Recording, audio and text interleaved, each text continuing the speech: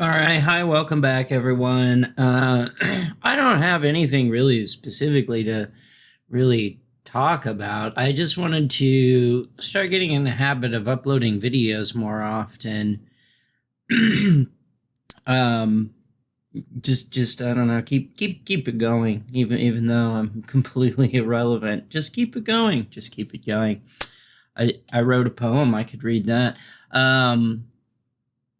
Somebody left a comment asking why I don't support Trump. I thought that was very bizarre. Like I've never supported Trump. I've never ever even registered as a Republican. I've always registered as Democrat. In my lifetime of being able to vote, there was only like one time I can think of where I did not vote Democrat. And that was I voted for a libertarian. It was actually, I think, a couple times, maybe 2-3 times I voted libertarian. And there's a very specific reason why. It was for the local election in this state. I inverted the camera. So now my right arm appears over here and my left arm over here. So it was, if you noticed, flipped. The reason why I voted for those libertarians was this was a point in time where marijuana legalization was heavily on the table. California, Colorado, and Washington State or Oregon, I think, were the only states that had it legal at this time. It didn't have its legality or in various other states for quite some time yet. And the libertarians that were on the ballot supported marijuana legalization. And not all the Democrats that were on the ballot did. And in fact, the DA here does not support marijuana legalization. He's very high on prohibition. He actually goes as far as to not even want to allow kratom or CBDs or anything like Delta 8. He doesn't want any of that here. He even in the past, this guy has been the DA for a long time. He even in the past tried to make it so that we couldn't buy alcohol on Sunday. That was held to a vote. Everyone said, no, we're not doing that. Eventually, I think he wanted to make it a dry county. People weren't having that.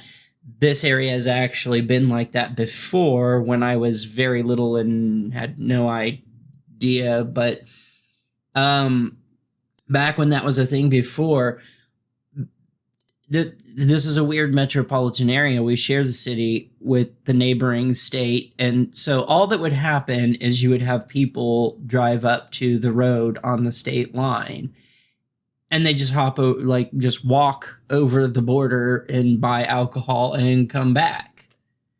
And there wasn't much anybody could do about it.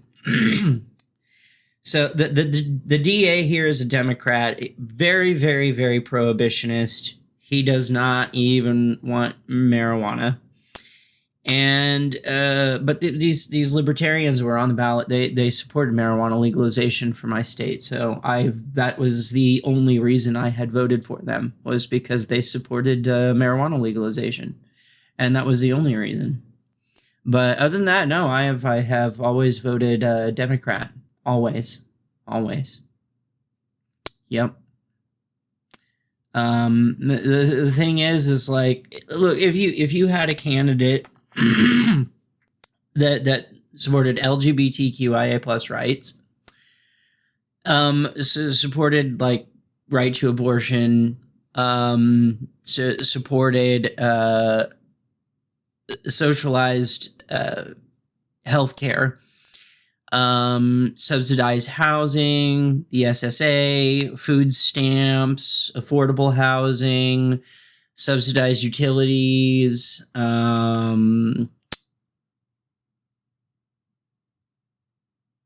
anti-prohibition, so marijuana legalization, harm reduction, safe injection sites, all that kind of stuff.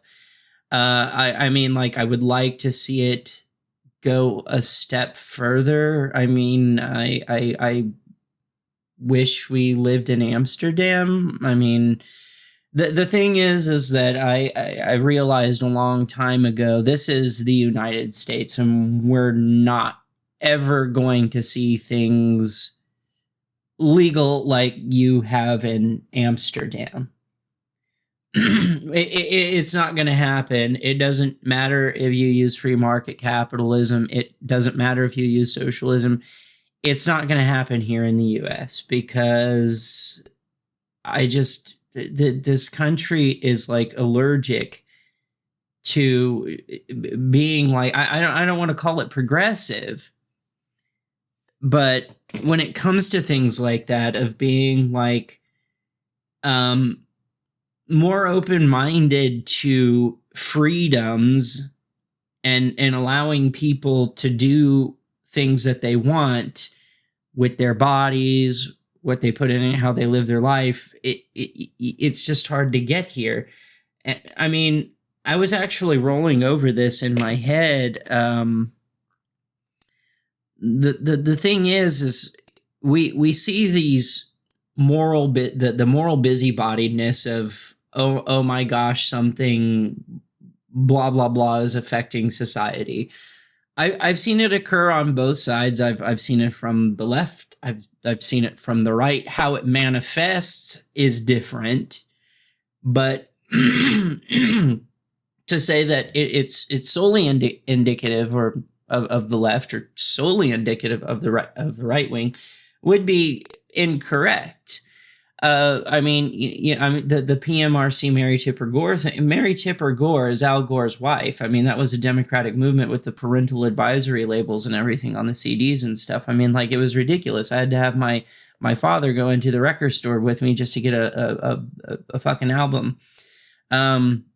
He didn't have a problem with it. He felt it obnoxious that he had to be there when I was under the age of 18. I think you had to be 18 to buy those. And that parental advisory label could be on there for a variety of reasons. And I mean, it was ridiculous. And yeah. So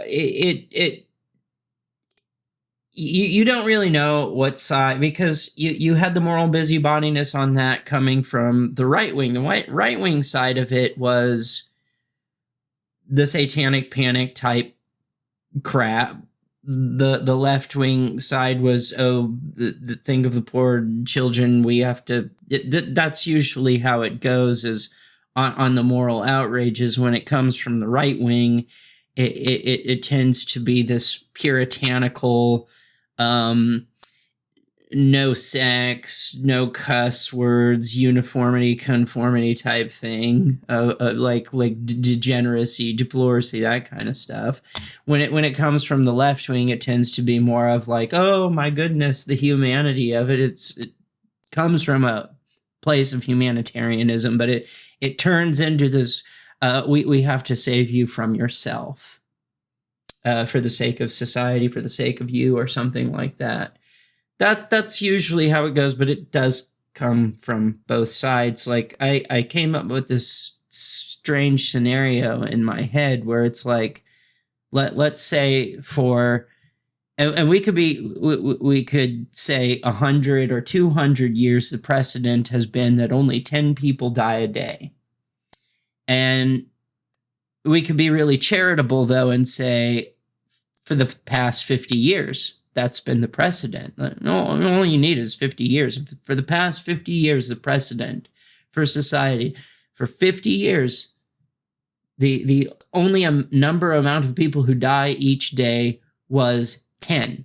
It never deviated from that. It never went above. Maybe it went below a few times, but each day only 10 people in society died. Now, if for some reason suddenly we started to see 1 or 2 extra people than 10 start to die each day consecutively. Now, if it only happened one day, well, that's like a 9/11. That's like a tragedy. Like, okay, some anomaly happened and more than 10 people, like 11 or 12 or 13 died that day. So something catastrophic happened. But if for 50 years established precedents, and it gets even worse if you go 100 or 200 years, that's the established precedents, and only 10 people a day die. But okay, so if every single day it's 11, 13, 12, 12, 13, 11, 13, 11, 11, 12 consecutively, that society, their mindset is going to freak out. Now, to us, it would be like, for one, you've achieved in a society where only 10 people die a day. That's pretty amazing. I don't know that you should necessarily be freaking out that it's gone up to even 11 or 13, because that's still miraculous. But if that's been the precedent for the last 50 years, or the last 100 years, or the last 200 years, they're in a state where that is of mind, where that is normalcy. And anything that pushes it above that consecutively becomes an epidemic. And let's say this is caused by an uptick. And I struggled with an example because I could go the vulgar route of saying, well, let's say there's an uptick of people who are using toilet plungers as dildos and slipping and falling on them in the shower and impaling themselves, which is based on a true story. That is something that happened to somebody once. Or do we use, like, is there an uptick in people using things like products that contain mercury and lead? Well, that wouldn't be very realistic in this society. We don't typically make things because they are toxic. That's very old school. So I struggle, but to think of something that could be, but I mean, like, it could be a lot of things, really. It could be, well, they're a more realistic, but kind of, again, vulgar examples. Like, there's an uptick, and I wouldn't encourage anyone to do this. And no, this is not how it works. It's not a real thing. You can't do this, and that's why I wouldn't use it as an example, is because I wouldn't even dare people to try it. It's just a terrible idea. It's just a hypothetical example that doesn't exist in the real world to use as an example. But there's an uptick of teenagers that start smoking like bath bombs or something because they think it'll get them high, and in reality it just causes medical issues. Whatever the scenario is, there's an uptick of people who are slipping and falling on skates or something. There's an uptick in people who want to go bungee jumping and they're dying. Whatever that thing is, whatever it is, sadly, I think the vulgar one is the easiest way to go with the plunger, because I kind of have a suspicion on how that will play out. I think on the left you'll have a variety of responses. One response will be, well, why don't we just give them access to actual dildos that are meant for the purpose of being used for that, and thus they'll stop doing this. Give them, so basically, this is your harm reduction sort of route, or harm reduction and education, and you're going to have some that will say, well, I don't want to ban all these plungers just because these people are using them for dildos, why don't we just tell them not to do that? So that's your educational route. Let's raise awareness and education route. But then you have those people that go, no, we have to save you from yourself. And in order to protect society, we have to make them illegal. And on the right wing, again, I think you would have a variety of people coming out and just being like, you'd have those that'd be Darwin Award, screw them, they're stupid. If they're going to do something stupid like that, they get what they deserve. You're going to have those that, use that as a prop to say, this is what's wrong with our society, debauchery, degeneracy, bring on the religion, yada, yada, yada. You're going to have those too that want to ban them because it's encouraging this sort of deviant sexual behavior or something. So you see it come from both sides, but the point is that like for some reason the people and you're going to have varying responses to like you'll probably have people more centrist that'll just say I don't care, and possibly do an appeal to tradition and look at our time and go, well, look at the death rates back then and blah, blah, blah, blah, blah, blah, blah. But the thing is the mindset of society is that if this is this precedent, they're not going to be able to look at our death rates that we live in today and think that that's acceptable. Because this is the thing about time is this hypothetical future society, they are as enigmatic to us as we are to them, just as previous societies are enigmatic to us as we are to them. We do not understand the state of mind of people who lived 200 years ago and how they viewed things in society and whatnot, and so on and so forth. And we couldn't possibly, because we do not live in their world. And if they even tried to understand ours, it would blow their mind. I mean, like they'd just be in a perpetual state of shock. Yeah, if it didn't, it might even fucking kill them for all I know. I'm not quite sure. It might. Like, it's pretty wild where we're at compared to where they were at 200 years ago. Very wildly different.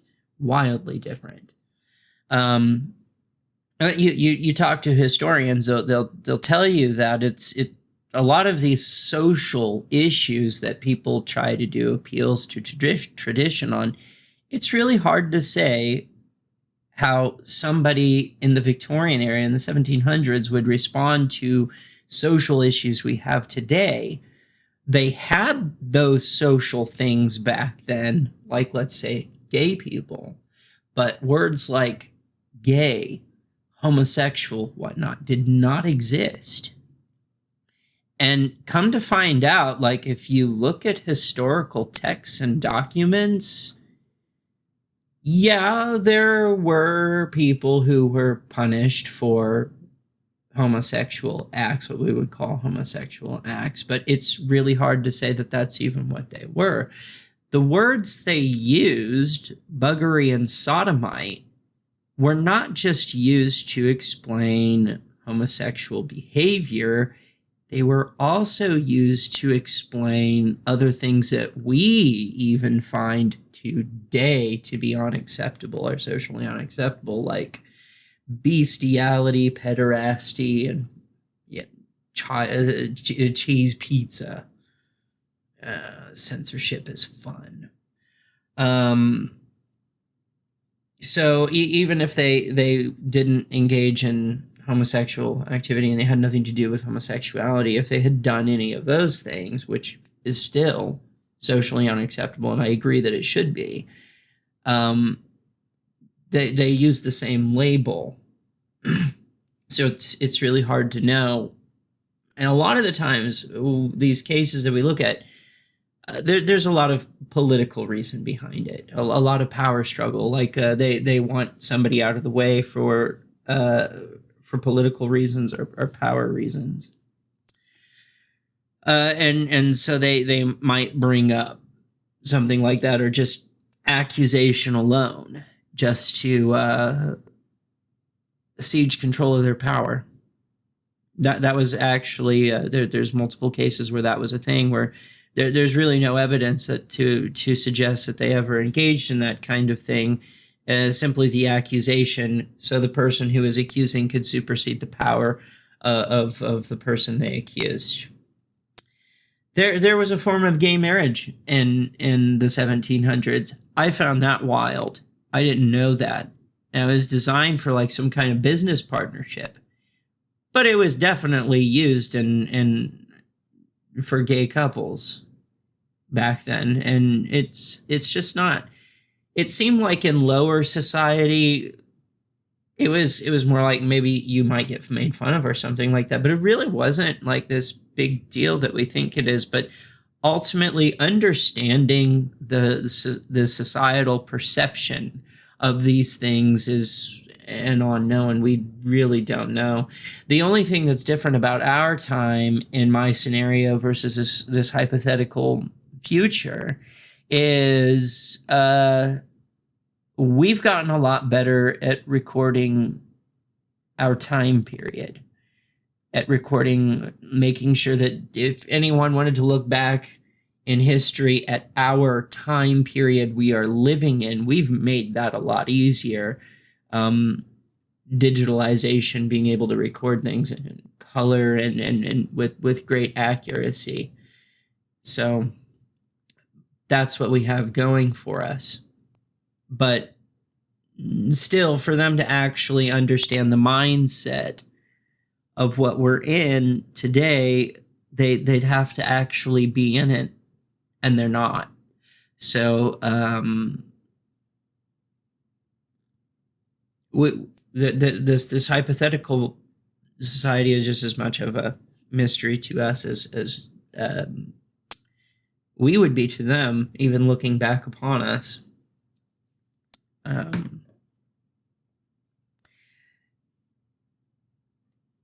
But the point of that is that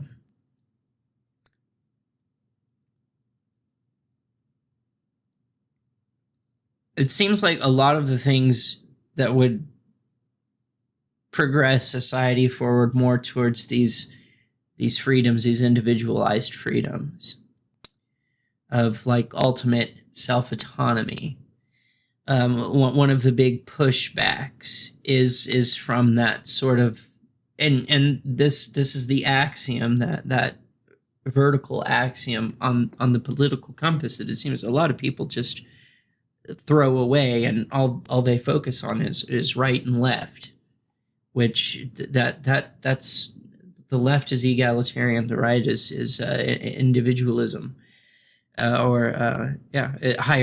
Excuse me, hierarchy. So you have egalitarianism is the left, and hierarchy is the right. That's why you have like monarchies and theocracies and oligarchies and stuff on the right wing, is because it's hierarchical order. Democracy is not far left; it's on the left because it puts power in the hands of the people rather than some top-down structure. It's a bottom-up structure. I have talked about this in a previous video about power dynamics. You have like the triangle that's top-down, that's your monarchy, theocracy, yada, yada, yada. Then you have republics and democracies, which is sort of a bottom-up, top-down sort of power structure. So like a democracy is like an upside down triangle in terms of like power structures. And anarchism would be like a call it a rectangle or a square, whatever, but basically there is no top.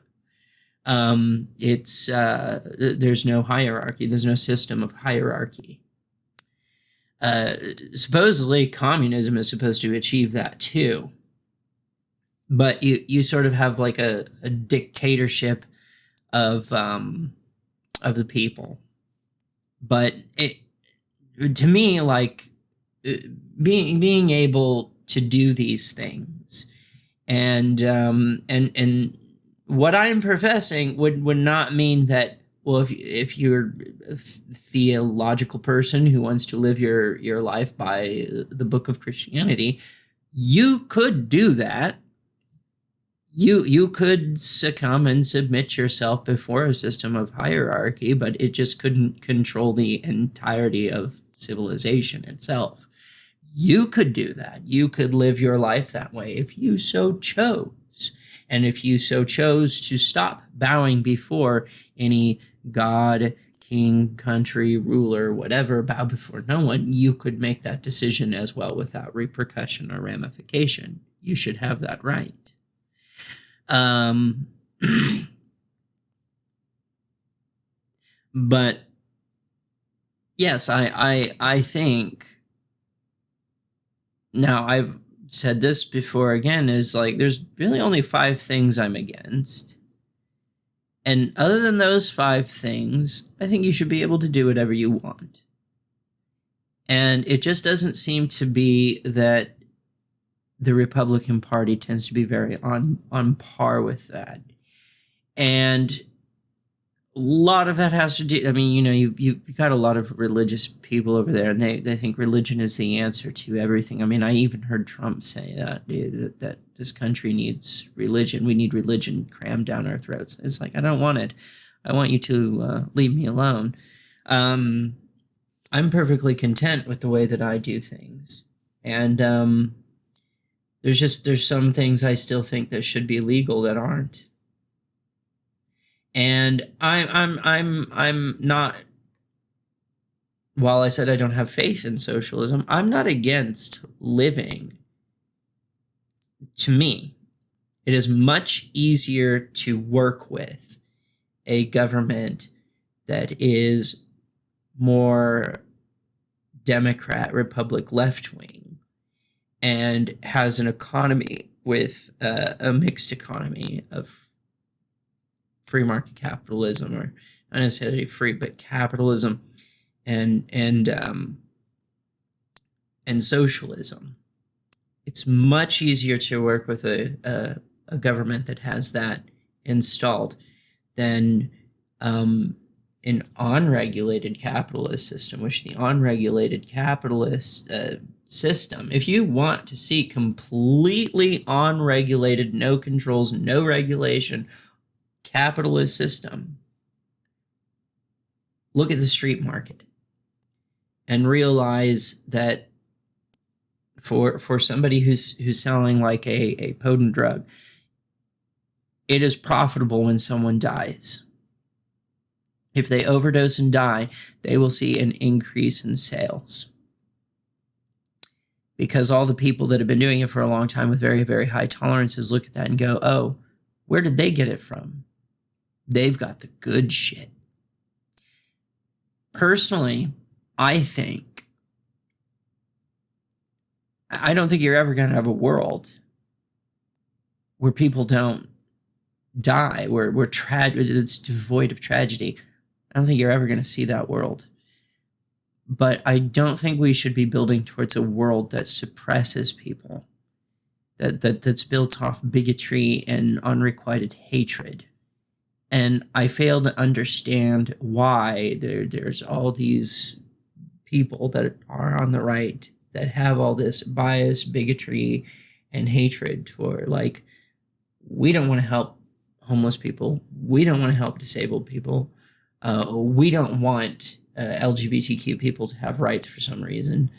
They claim that it's destroying society, but that fail to produce any kind of real substantive data to support that claim. There's nothing that really that's observable, measurable, replicable, something that you can control, replicate, and predict and measure.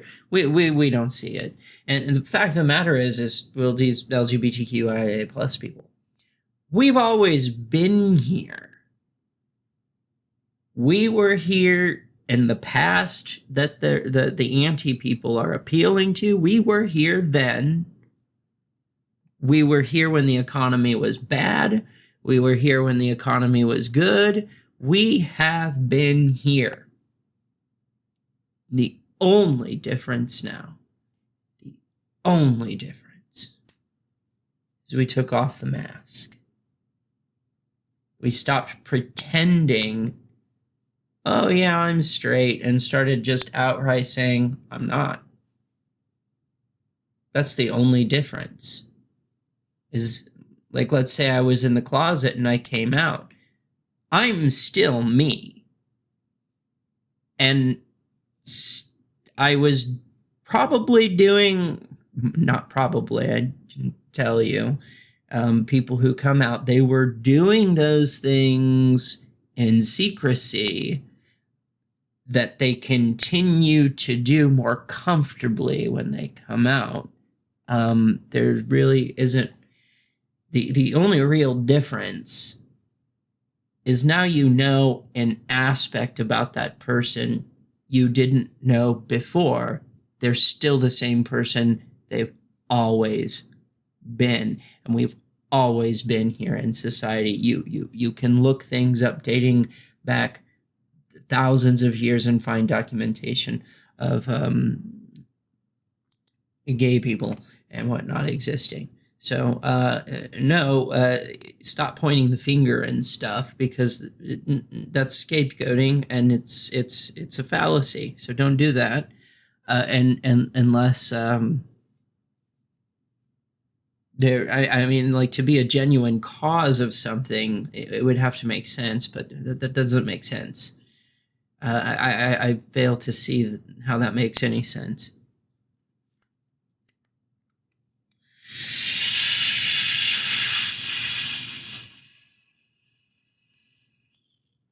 Sorry, I needed the nicotine. But so right now, that's the current moral outrage, I think, is tending to come from the right wing right now. And it's taking the form of being homophobia and transphobia predominantly. You do have those that seem to be very, very terrified of people coming into our country from South America, which I've dug into. There's these claims that they're getting business loans. They're not. There's claims that they're getting phones, but the phones that they're getting, they're only getting them because they have tracking devices for the INS. They cannot access the internet. They cannot make phone calls. If somebody is using one of those phones to do that, they've hacked it. Just because they came from South America doesn't mean they don't have degrees in IT. That they could absolutely be software programmers or IT techs or what have you. But no, those phones are not supposed to be able to make phone calls. Or I think the only thing it can call is like a government office to set up their trial hearing with a judge to see if they can get citizenship or not. And then there's a claim that they're getting food stamps and that they're getting government money, like SSA type money. That's not true. Even according to state, local government, I think California is the only one that does it, but according to the federal government and all these state government bylaws, they say, and this is with the bureau that oversees immigration policy, you cannot qualify for any of those things: HUD housing, food stamps, disability retirement, any of that, unless you have been a citizen. So not even here like on a card or anything like that. You have had to have been here as a certified U.S. citizen for at least 5 years. So, no, that's not true, that claim. And you have people making that claim, and people just believe it. I don't know what to do about this. It's like I'm being told things that are just not true. And I've ran into the issue where if I want to present the information that shows that it's just not true, even the example I gave, I asked a Republican lady from Texas, I know, how many people are coming over our border a day? I was curious what she would like. What are they telling her? She told me 500,000. I said, is that per year? She said, every day. Every day.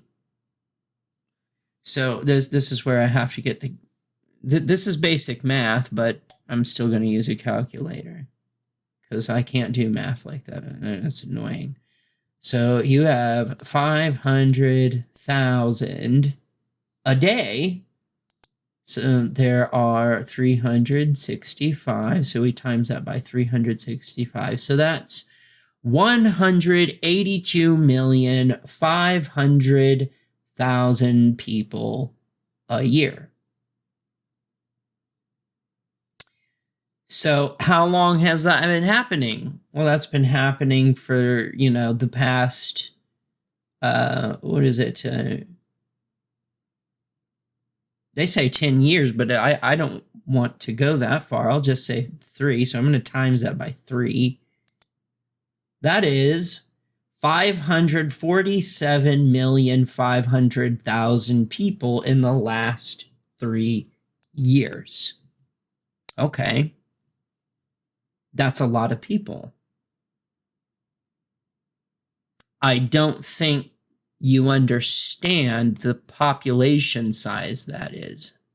Let me look this up. So, shoot.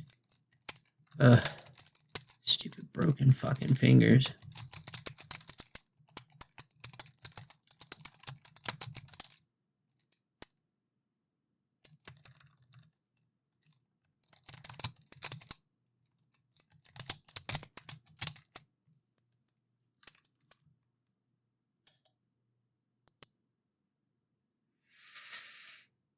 The population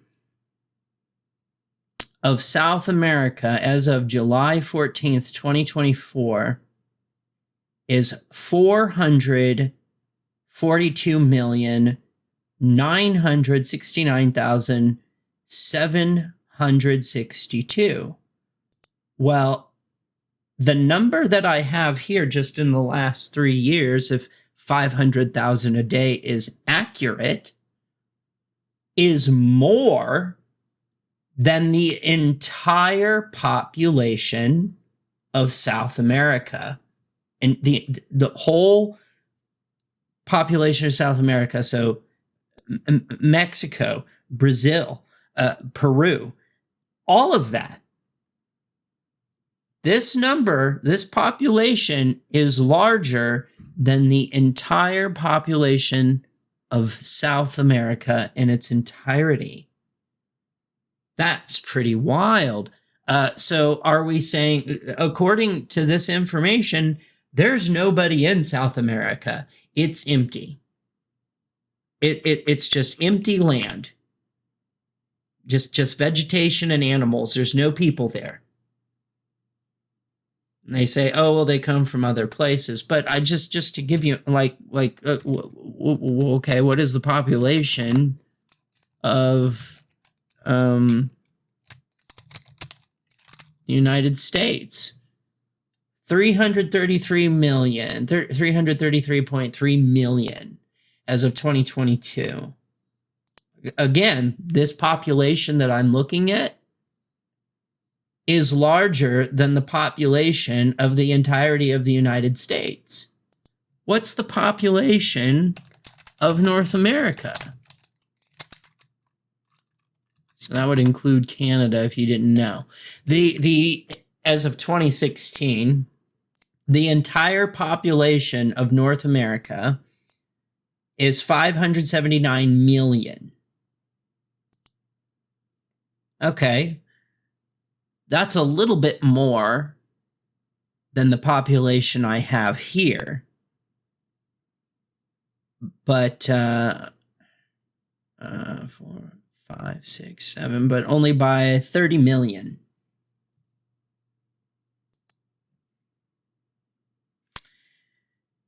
So you're talking about a population size of a continent.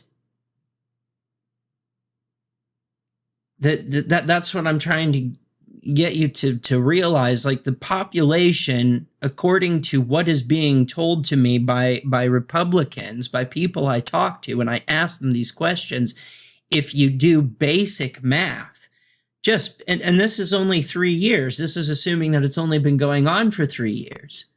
You're talking about a population the size of the United States and Canada combined. Let's even do this. What is the population of the entire continent of Europe? The entire continent of Europe, the population size is as of 2018, 746.4 million. Okay, so that's only 200 million more than the entire population of the entire continent of Europe.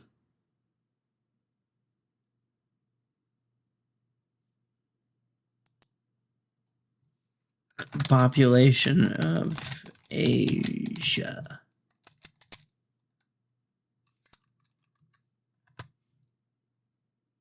Yeah, the population of Asia is 4 billion. Now this is where it gets interesting. I'm wondering what percentage of 4 billion is this 547,500,000. So to get the percentage of that, we have to divide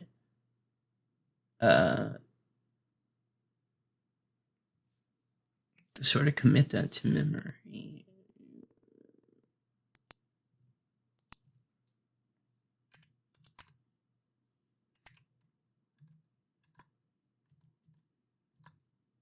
Okay. So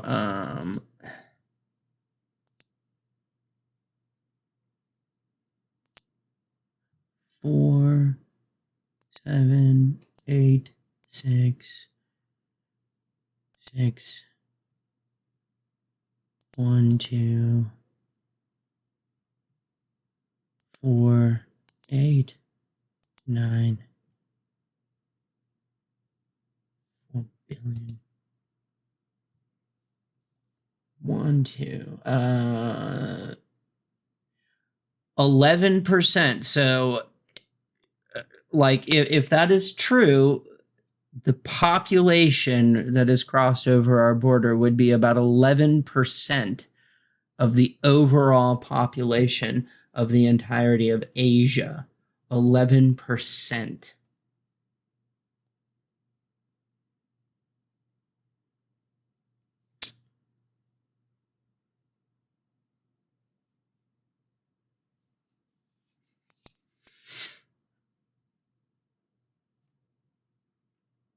What was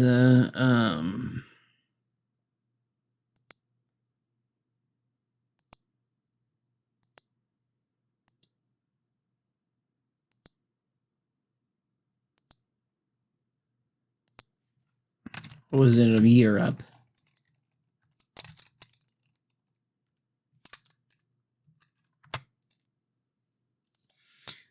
What is the what is it of that? I wonder. So we have 746 million for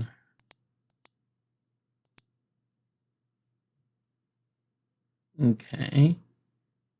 Divided by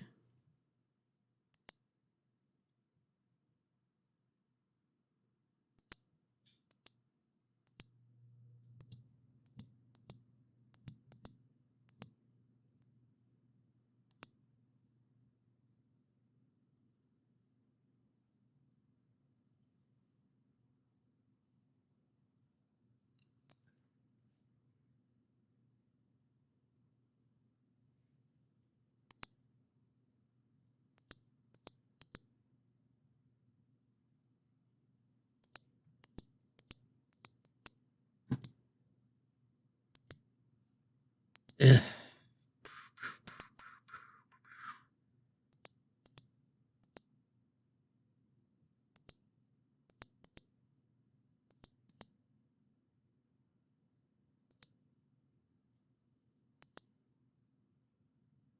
That would be 73% of the entire population of Europe.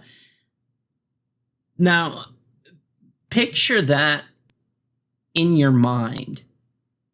That's almost 3/4 of, like, almost 75% of the entire population of Europe walking up to America. If all of them were doing that at the same time, that is such a large amount of people. You would be able to see it from space. I mean, it would be a group of people miles wide and miles long, and there'd be pretty much nothing you could do to stop it. If literally, what was it? 547,500,000 people, and I've already established that's the size of an entire continent. That is a population size bigger than our own country. And you think that it would just be normal that people living in Brazil seeing a population the size of bigger than the population size of our own country, basically 75% of an entire continent population size, that everybody in Brazil or Peru or Mexico or the countries they walk through coming up to the Mexican United States border, that everyone would just, oh, that's normal.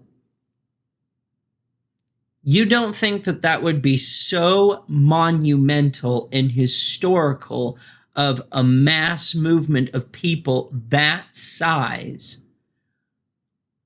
I think everybody would the whole world would be paying attention to that.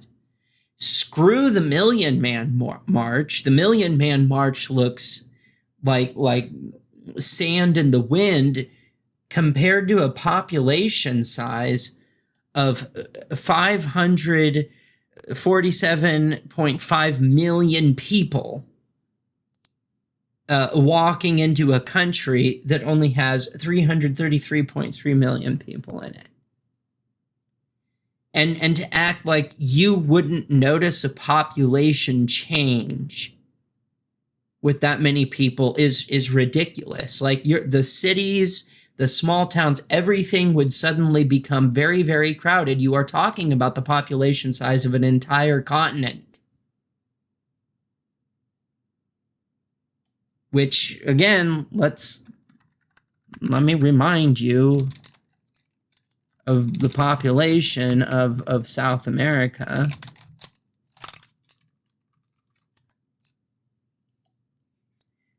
the population that's being reported to me as coming over our border by this Republican person is much larger than the entire population of South America in its entirety. Population of South America is only 442,969,762.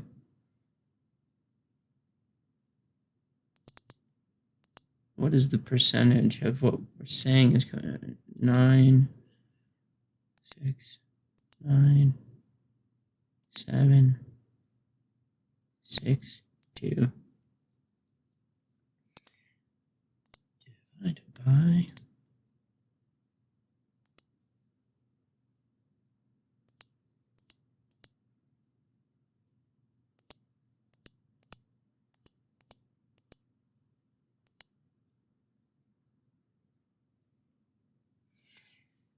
the population of the entirety of South America, the population that was told to me that is coming over our border, in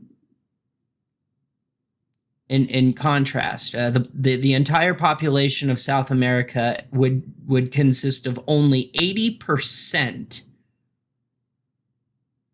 of what's coming over our border. So that means 100% of South America, of South America's entire population came over our border within the past 3 years.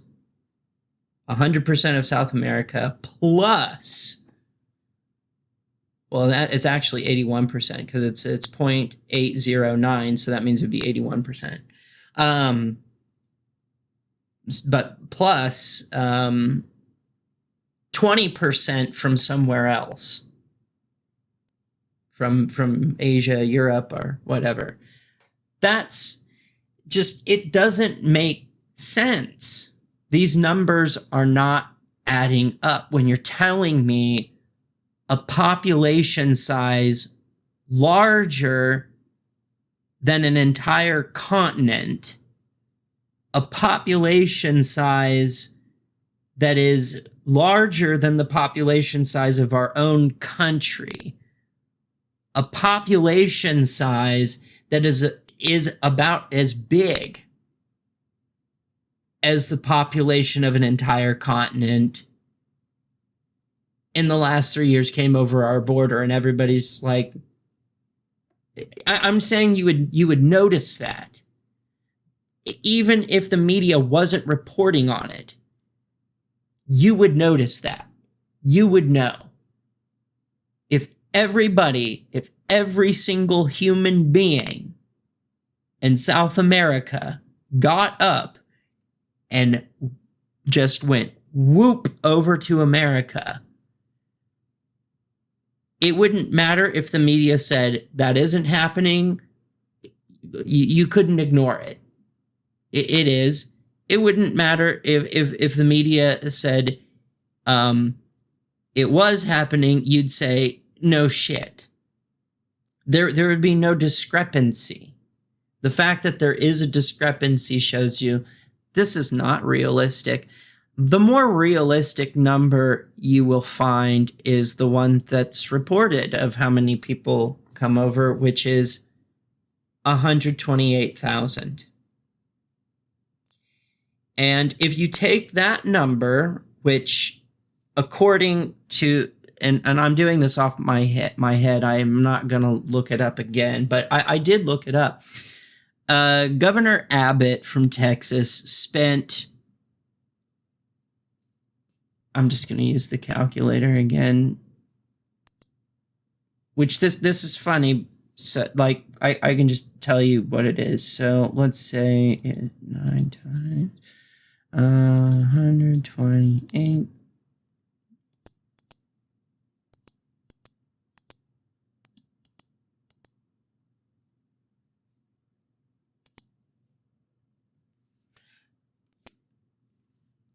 So, yeah, that sounds about right. So, like, Governor Abbott, I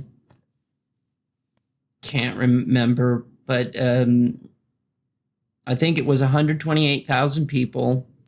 He used Texas taxpayer money to put them on a bus and send them over to these Democrat cities or safe haven cities or whatever. And no wonder they were like, okay, we'll take them, sure, whatever, what the hell, because that was all on Texas taxpayer dime. But I read an article, it was like Governor Abbott spends blah, blah, blah $1 million to send these immigrants in buses to these Democrat safe haven cities. Well, if that number, if my memory is correct, and it was 128,000 people, and the amount of money that he spent was $1.15 million of Texas taxpayer revenue. Guess what? Because this is how I know it's $9 for a bus ticket, is because when I read the article, I immediately took the population that was reported and divided it by the amount of money that Governor Abbott spent. And guess what it equaled? What I'm assuming is the price of a bus ticket, $9. It was $9 a bus ticket. 9 times 128,000 is $1,152,000. So it would make more sense that it is nowhere near 500,000 a day. And it's probably not even 128,000 a day. 128,000 is just what Governor Abbott put on a bus and sent to these Democrat cities, which these Democrats probably look at him like, well, okay. I mean, this cost those Democrat cities nothing. Nothing. It didn't cost them a single penny. But it cost the taxpayers in Texas $1 million. So no wonder these people in Texas are freaking out. No wonder. And then there was the tax cut for property taxes, which I dug into and found out, well, the way that they were able to do that is by cutting spending on public schools, mainly having to do with lawn care, landscaping, and building repairs.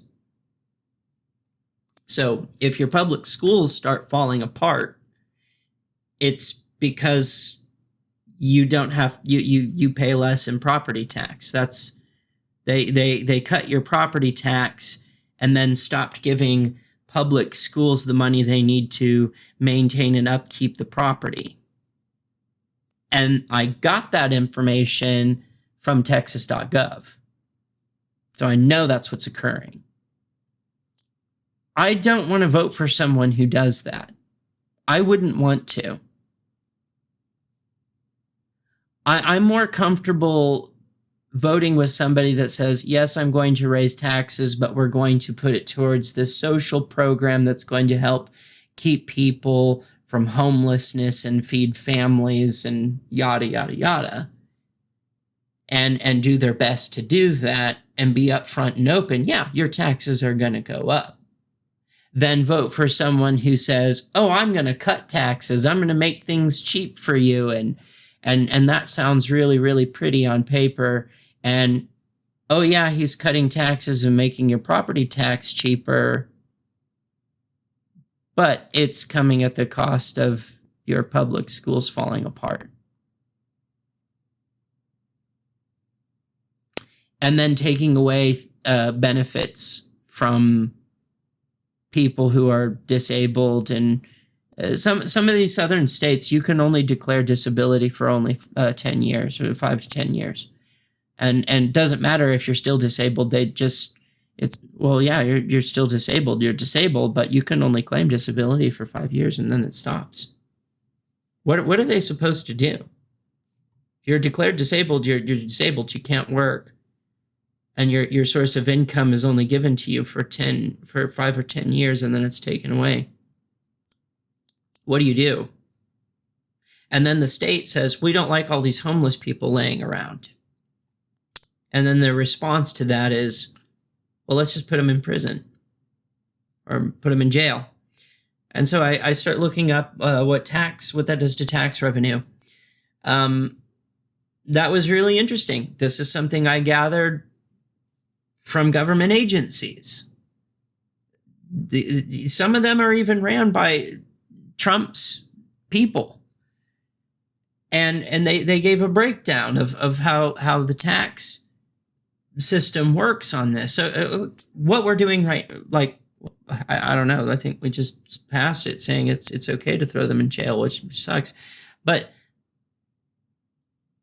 the current thing that we're doing right now of just letting them be on the street, that is the median tax level of what it costs taxpayers, because you have to pay city municipalities to go in and clean up the poop, do the tent removals where they do tent sweeps. They do tent city sweeps and say, oh, you can't stay here anymore, you have to move. Oh, you can't stay there anymore, you have to move. You can't do that, you have to move. They have to clean up all the poop, the dead bodies, all the trash, everything. That costs taxpayer money to keep the place looking nice, to clean all that up, municipalities, all that. That's the median range.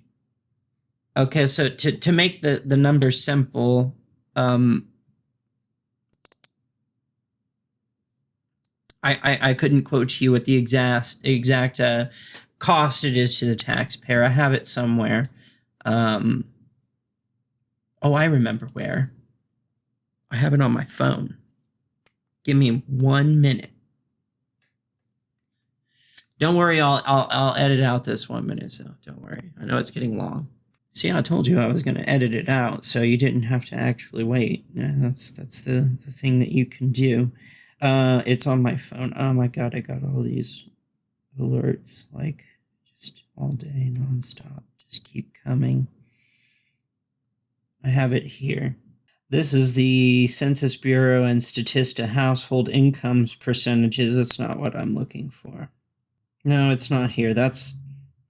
It was something else. That had to do with the Census Bureau and average income earnings. So I am going to have to just go ahead and do it this way. So you have 3 tiers. You got one, which is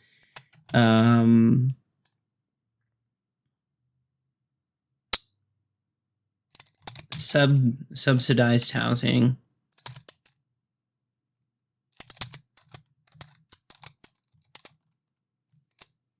I know it takes me a while to type. I'm sorry, I got nerve damage. You got leave them on the street.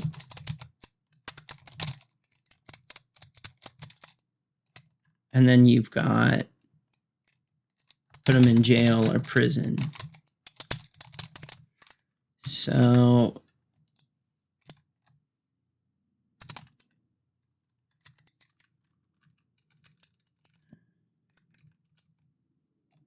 the equivalent of about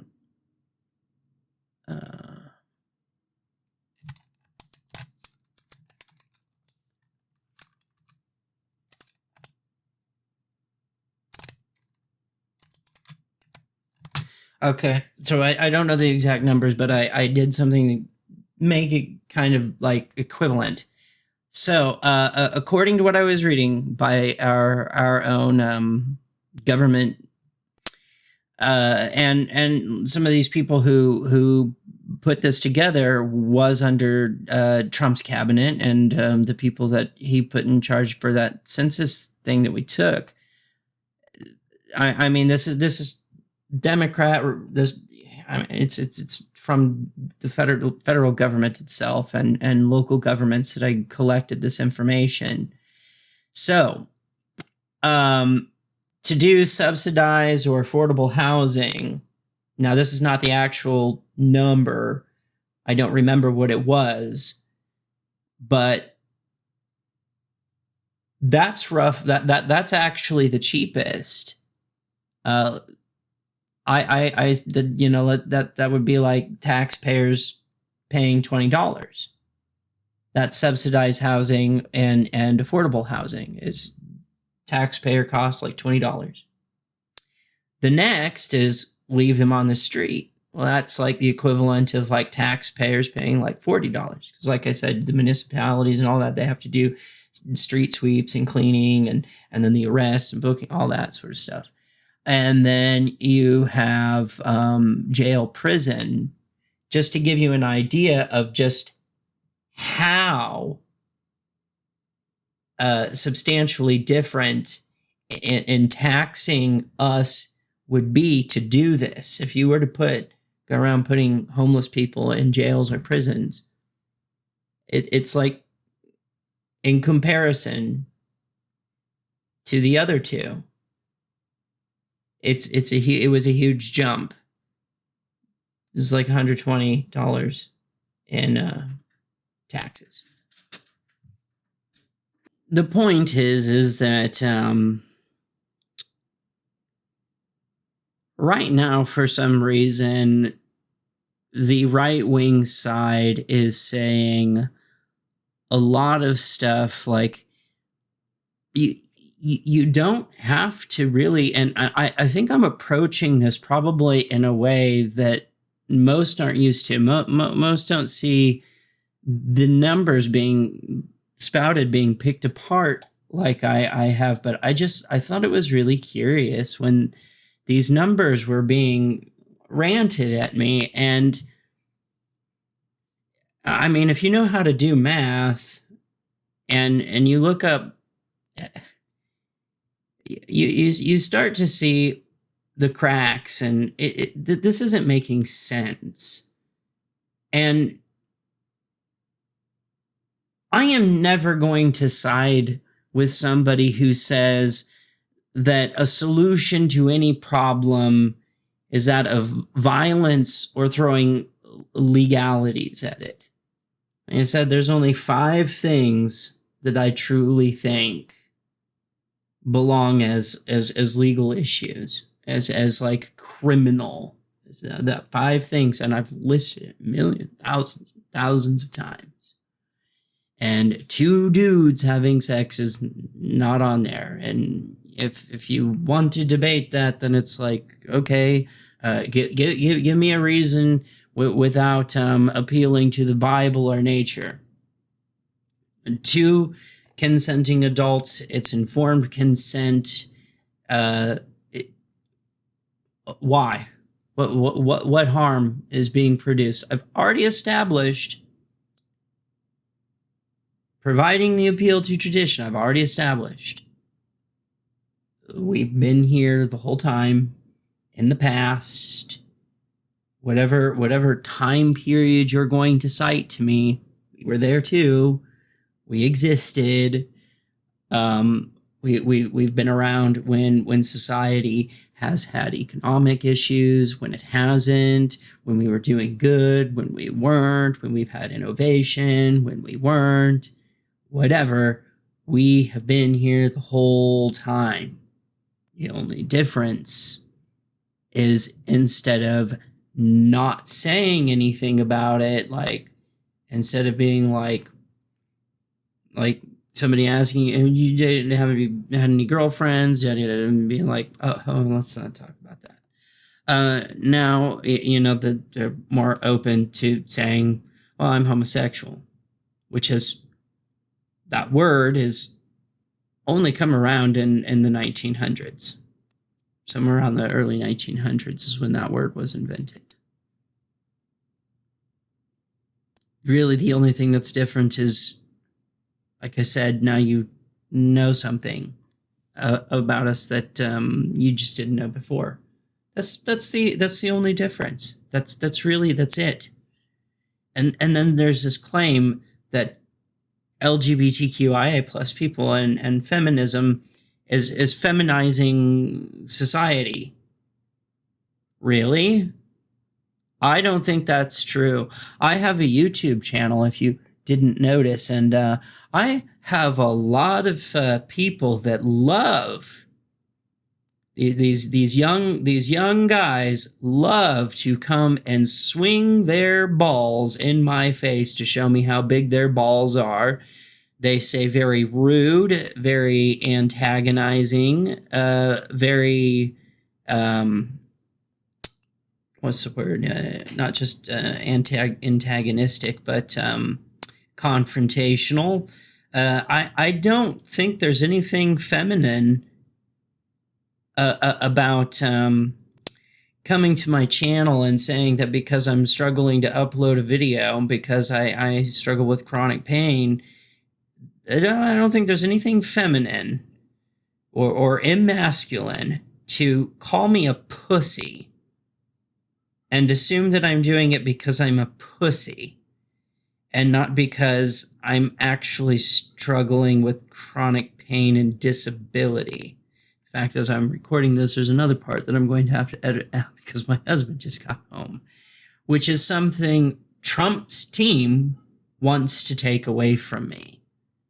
And one of the only reasons I'm not homeless right now.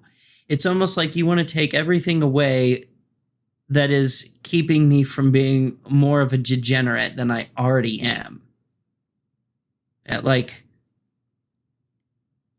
you want to encourage marriage and family unit, but you want to take my marriage away.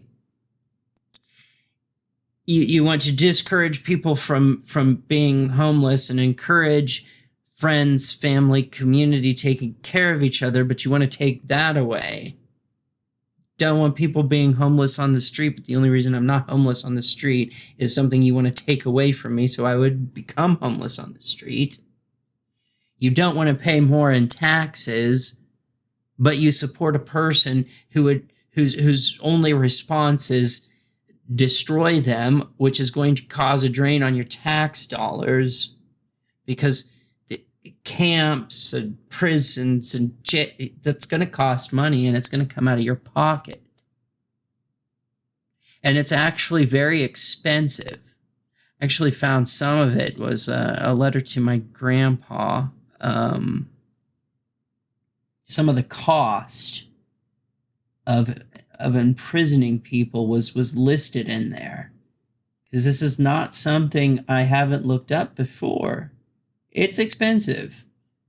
It's very expensive. I think it was in this one.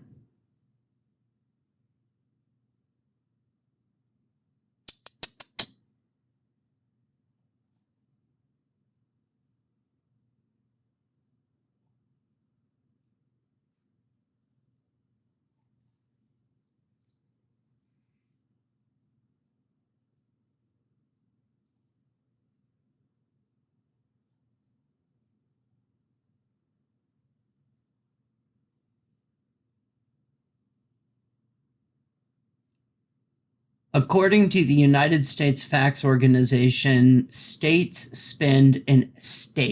an individual state spends an average of $45,771 per prisoner per year, to which there are about 1.2 million prisoners per year. That is 54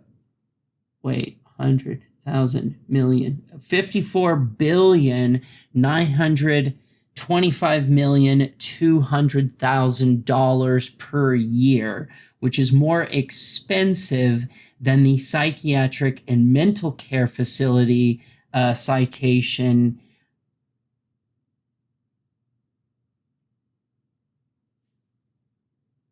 Here, how much do states spend on prisons?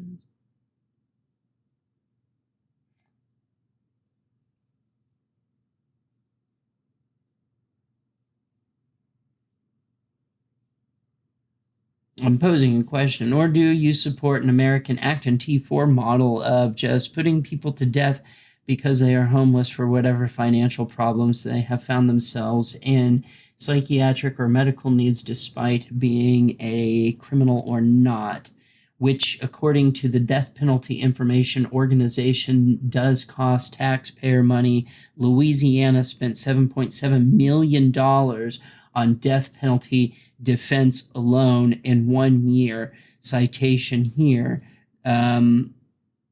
which I gave the citation. And according to the Nevada state legislature, the median cost for the death penalty case costs $1.26 million versus $740,000 for non-death incarceration.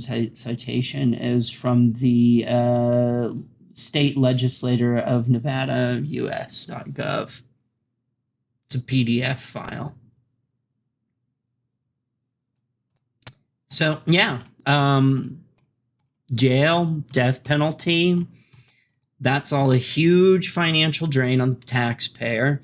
And the reason why I approach it this way and not point out how Project 2025 is fascist, the stuff that Trump is doing is fascist. These are scary. We should not be gambling with our freedom. Like all these people walking around with freedom shirts.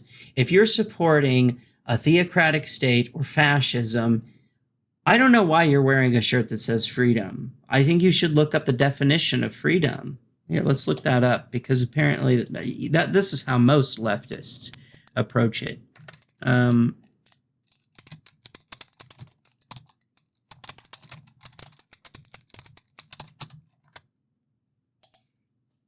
Oxford Dictionary, according to just quick Google search, noun,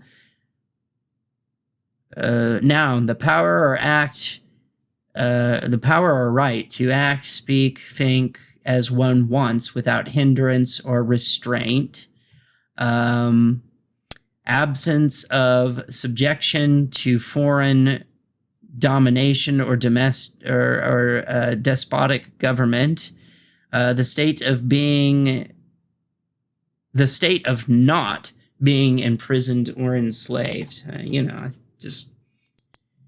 But if you're going to walk around supporting something actively known as a theocratic government or theocratic state or fascist, I don't know why you're wearing shirts that say freedom. Why can't you just be intellectually honest and say authoritarian? I mean, it's just like you can't be both. You can't say, I want a really, really strict state that imposes its will on others to incite some form of uniformity and conformity, and then simultaneously think that you're for freedom. You're not for freedom. You're for authoritarianism. And the fact that there's so much cognitive dissonance there that if you're for authoritarianism, you can't even admit it. That there's this mental gymnastic involved. Well, I'm Christian, you see. So I'm it's not authoritarian to me.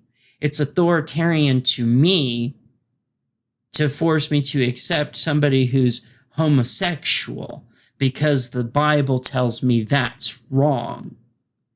That's a mental gymnastic. No one's forcing you to say that through your opinion, homosexuality is wrong. Okay, that's your theologian position as a theist. The issue here is that, well, yeah, with theocratic state, you get what you want, but to pretend that that's encompassing as freedom, you're talking about putting lots of people behind bars. That's not freedom. It's not freedom for you either, and just not for this group of people. It's just objectively not freedom to want fascism or a theocratic state. There's a reason why when you look at the political compass, theocracies and monarchies are in the top upper right hemisphere of the political compass, because they're not anti-authoritarian right-wing political philosophies. They're authoritarian right-wing philosophies. So I don't know why they're walking around with it. You can't. You should at least be intellectually honest with yourself and say, "Well, the reason I support Trump is because I support authoritarianism." That would make sense. It doesn't make sense when you walk around with a shirt that says "freedom." Say, "Well, I support Trump because he supports freedom." I don't think that he does support freedom, but that's generally how most leftists sort of approach this issue. Is like, well, he's anti-LGBTQ. He's against things that benefit people of color, so on and so forth. But I don't know that many right-wingers have an issue with that. But the thing that I do know right-wingers tend to have an issue is how much it costs in taxes. And so you Texans, you know how much it costs you in taxes to ship all those illegal immigrants out? Well, it costs you about $1 million for 128,000 people because it's $9 a bus ticket. Or you could have let them stay, and it wouldn't have cost you that $1 million for $9 a person for 128,000 people. You would just have 128,000 people sitting there waiting for a court case. And they could have actually been spending money if you didn't hold them in an enclosed facility, like basically a jail or prison, and let them rent apartments or hotels or motels. I mean, that would have generated revenue for your local economy. But no, you opted to pay for, with your taxes, $1 million to put them on a bus and send them to a city just because it's Democrat. Which, of course, they would look at that and be like, "Oh, okay, sure." They're still going to have to go to trial for the same thing here. So yeah, they're going to make money off of that, because if they allow them to go and rent out a motel and wait for their court hearing to see if they can get citizenship before a judge, and pick up a job in the meantime, they're paying taxes, they're engaging in consumerism. This benefits that city. It's not benefiting your city if you taking tax collected revenue and not, instead of putting it towards parks and social safety nets to keep people off the street, keep people fed, keep people in relatively good condition, and going towards public schools and making sure they're upheld and everything. No, you just took like $1 million and spent it on bus tickets to send them to Democratic cities that will profit off of it because they'll get jobs where they pay taxes and spend money on things like hotels and motels.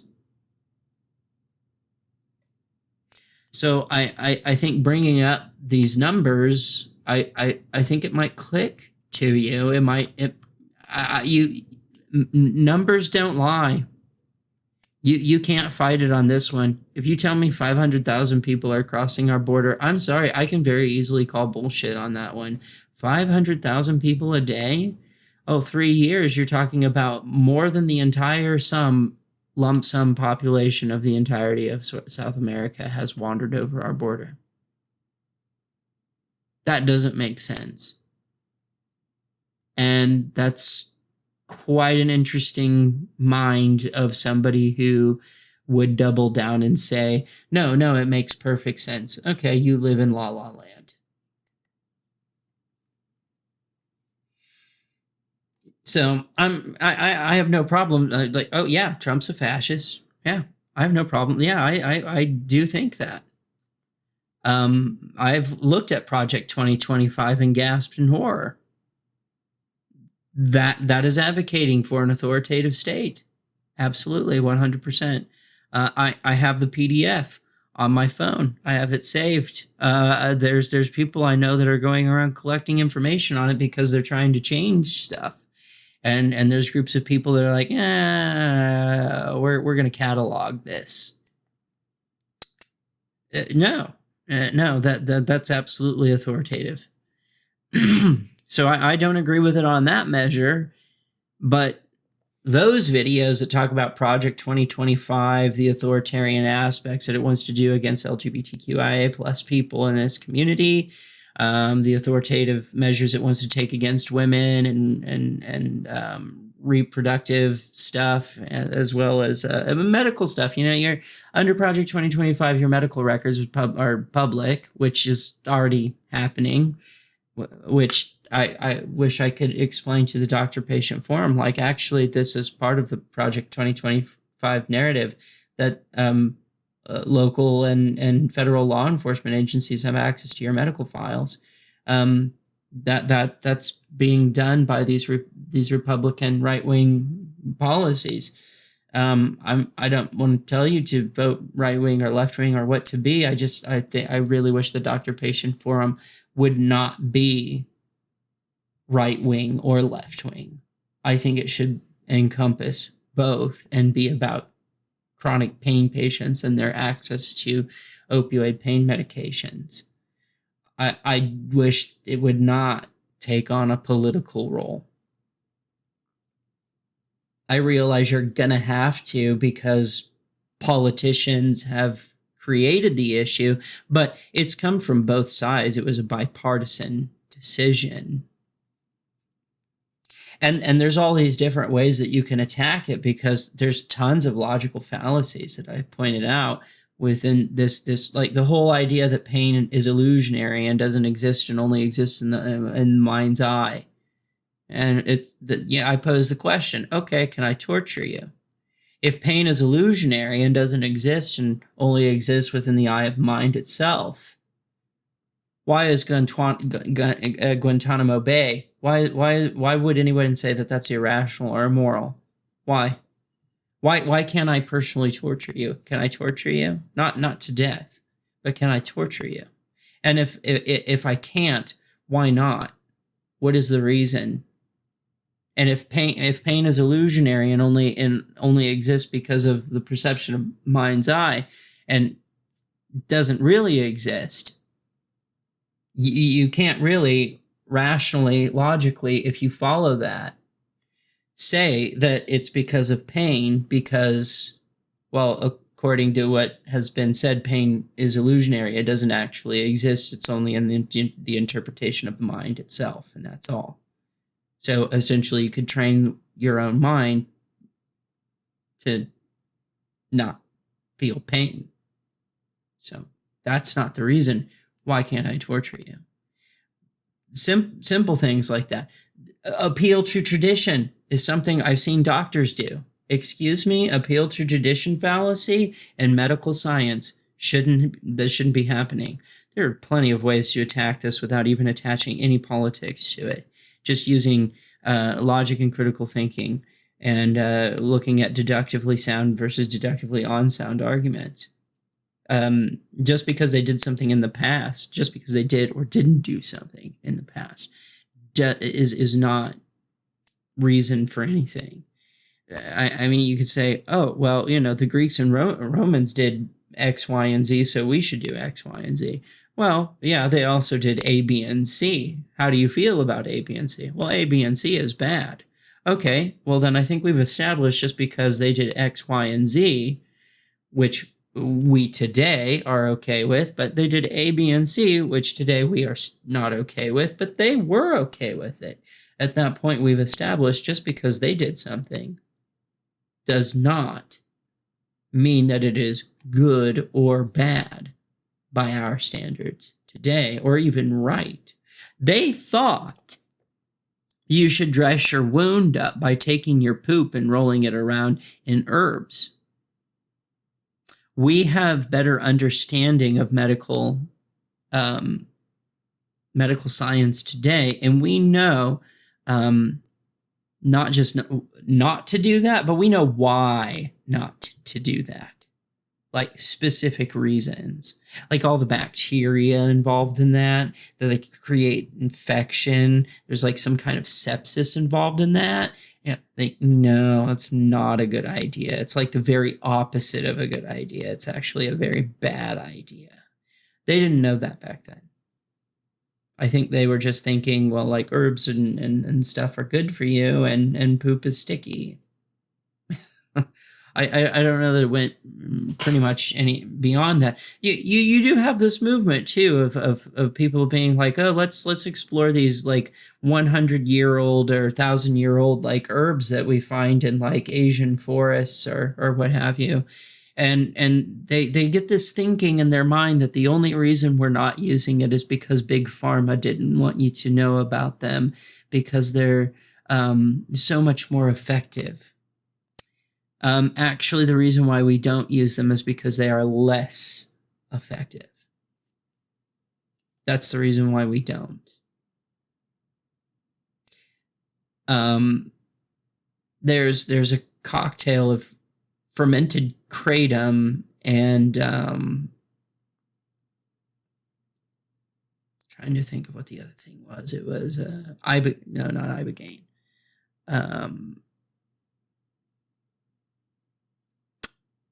What was it? Some kind of flower. And the thing is that these people, they always try to market it as like, oh, it's a non-addictive, naturally occurring opiate pain reliever, blah blah blah. And I did this with the wild lettuce. There is a patent on wild lettuce, and the reason why we don't use wild lettuce to treat pain, because for one, it's only an NSAID. It's a non-steroidal anti-inflammatory. The reason why you think it is like an opiate is because, well, it has hallucinatory properties to it. It's a hallucinogen. And the reason why they don't even use the anti-inflammatory properties to wild lettuce is because the alkaloids in the wild lettuce are so toxic. When they did do test trials on the wild lettuce for the purpose of gaining a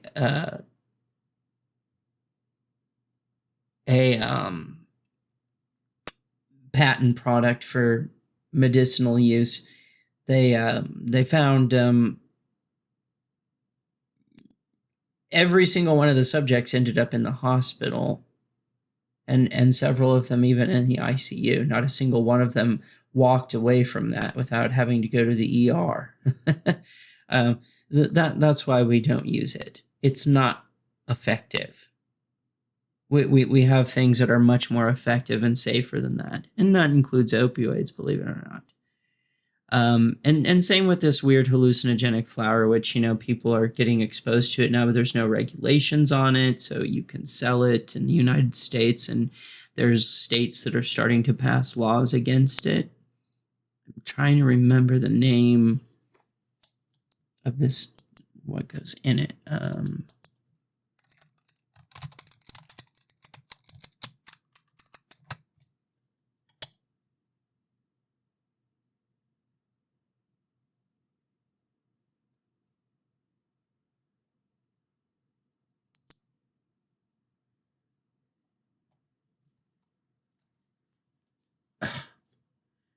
I don't want to deal with that. No, I just need to know.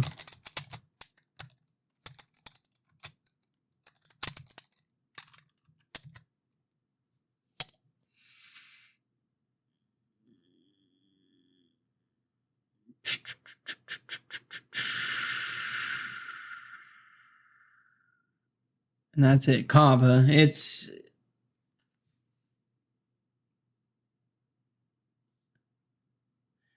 got lion's mane mushrooms.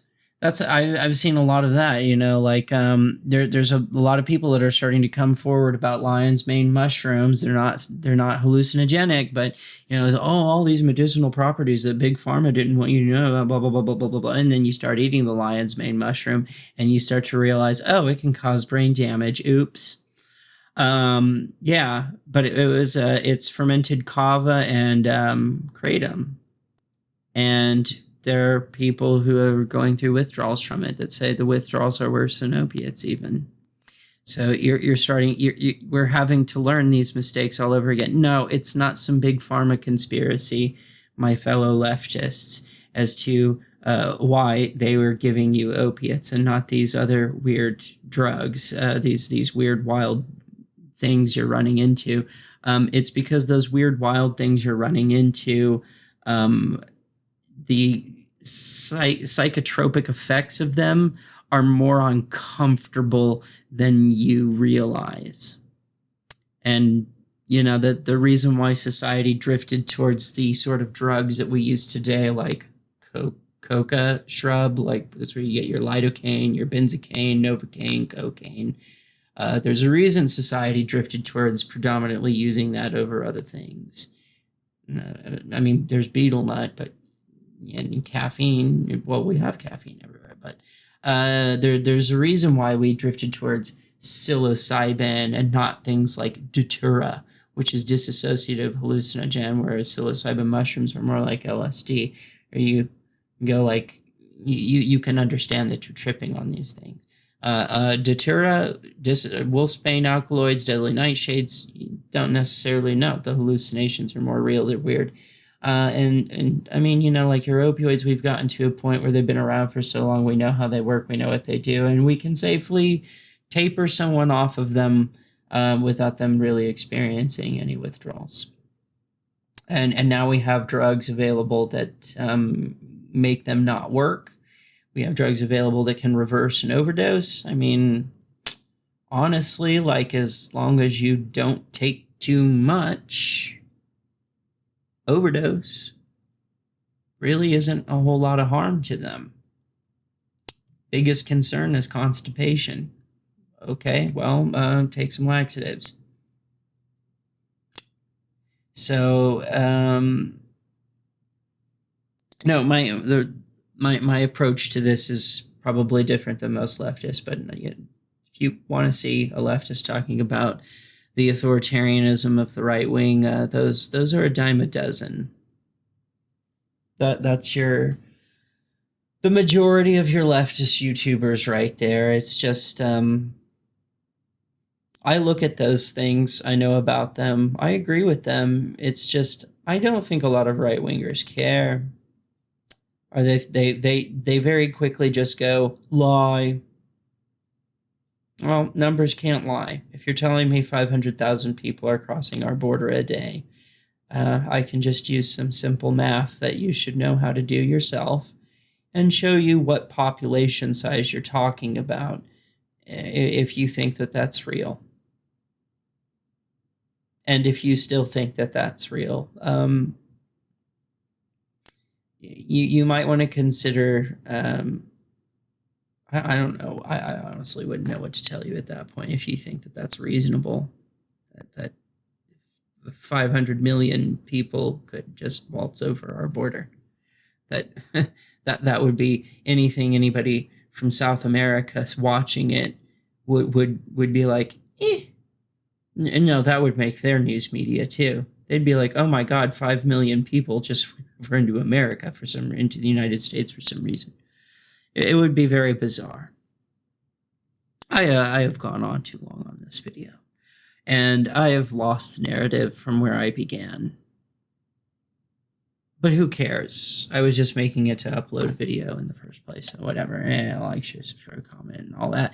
And I don't even know why anyone's asking me, what is your problem with it? I'm not going to vote Trump. I mean, I want drugs to be legalized. I want social safety nets. I want people who are disabled to have access to resources. I do not want people who are on retirement to have their retirement checks from the SSA being taken away.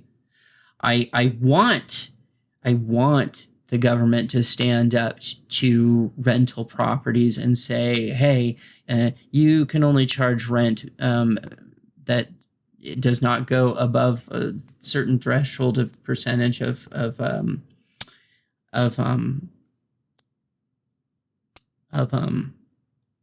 profit. Because I don't think they should be able to profit off of destroying society and making everyone homeless. I don't think that's acceptable. I do think, too, that Americans, people in the United States, need to start looking at the idea of home ownership as not normal, that looking at apartment living as being more normal. like living in flats and stuff. We can't go on like this. Things are getting too expensive, and the expectation of trying to raise wages to accommodate that. You're talking about, somebody working pretty remedial jobs, making lots of money to accommodate to that. It's not realistic. It's not. And it's mind blowing too when you look at things like how much of the job market does something like Walmart take up. How much of the job market does a company like McDonald's or Wendy's or Burger King or convenience stores? How much of the job market do they take? What percentage? It's actually quite a lot. So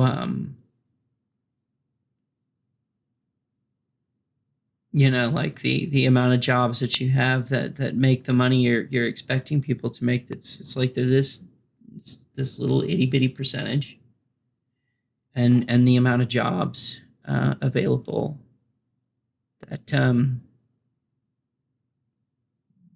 just are not going to give you the money to be able to really be sustainable. It's like this much.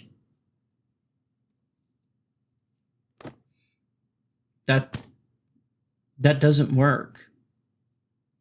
And I don't know why people just trying to talk to people about it who are right wing typically, it just they won't even address that. I can't even get them to look at it. There's this blueprint or something, and they're going after it, and it's just hyper fixated one track mind. And you can't even get them to break away from the identity that they have consumed. It's not possible. It's like, why would you presume because I don't want to support a guy who's anti-LGBTQ that would even consider the idea of making that illegal again. That's horrible. I don't want to vote for a guy that wants to stack a Supreme Court the way that he did. We lost Roe v. Wade. And to say that, well, we shouldn't be making legal precedent-based bullshit. The Supreme Court's been doing that since the early 1800s, when the founders of this country were even still alive. If they wanted to do something about it, they could have done something about it right then and there, and they didn't. So bullshit. No. They've been establishing legal precedent for a very long time.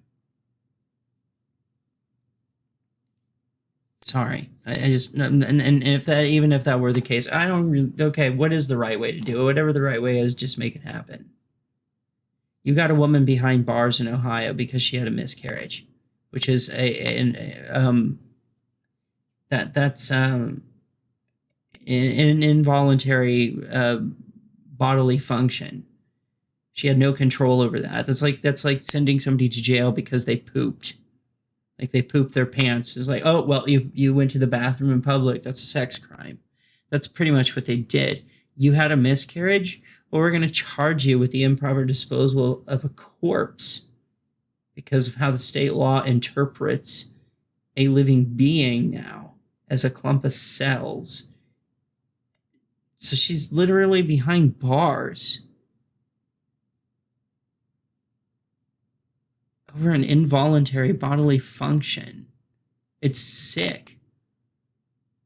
It's sick. And that's the direction you want the country to go into, where we put people behind bars over an involuntary bodily function. I don't want to go in that direction. I'm sorry. No, I want drugs to be legal. I'm tired of this war on drugs, and I'm tired of sending people to jail. And it looks like Democrats have the best platform available, which is the harm reduction model, safe injection sites, safe supply. Republicans don't talk like that. They don't even talk about bringing pain meds back. Sorry. They want the government to have access and local law enforcement agencies to have access to our medical records. They don't seem to have a problem with that. And in fact, there's local law enforcement agencies that are buying AI information to predict crime, and the argument the Republicans have given as well as free market. So that's the Republicans. The Democrats want to build a law against it. The Republicans do not, and they say that's big government. If you make a law against doing that, it's free market. The Democrats are the ones trying to apply the Constitution to the internet. The Republicans are trying to take it away. I don't know what to tell you. I would like, when I dial into the internet, I would like it to be treated like a phone call. So that if the police want to see anything that I'm doing, they need a warrant and they need probable cause for that. That would be the Democrats that support that, not the right. Sorry. Why would you even ask me why wouldn't you vote for Trump? Why would you even ask me that? If you want to vote for Trump, you vote for him. But I'm not going to. Does not stand for the things I stand for. Period. I think I've demonstrated that pretty good. Most of this was just rambling, though, just for the sake of making a video. Just for the sake of making a video, and I apologize. I'm sorry. I just rambled on and on. Like, share, subscribe, comment, hit the bell button, blah, blah, blah. And that I'm out. Peace and love, everybody.